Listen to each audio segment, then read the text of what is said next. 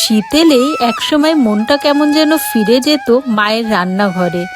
চুলো ধোয়া নরম আলো আর হাতে বানানো সেই মায়ের হাতের পিঠে পুলি। আজ আর সেই দিনগুলো আগের মতো নেই। সময় বদলেছে, ব্যস্ততা বেড়েছে, কিন্তু স্মৃতিগুলো তো এখনো বেঁচে আছে, তাই না? আর ঠিক সেই স্মৃতির স্বাদ নিয়েই মিষ্টান্ন নিয়ে এসেছে পিঠে ও পুলি কালেকশন।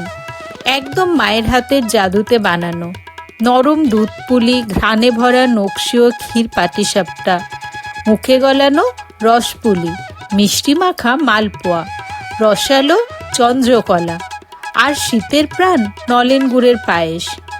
প্রতিটা স্বাদে আছে ভালোবাসা, প্রতিটা কামড়ে আছে শৈশবের উষ্ণতা। তাই এই শীতে হারিয়ে যাওয়া স্বাদ ফিরে পাক নতুন ঠিকানায়। মিষ্টান্ন, মায়ের হাতের স্বাদ আজও ঠিক তেমনই।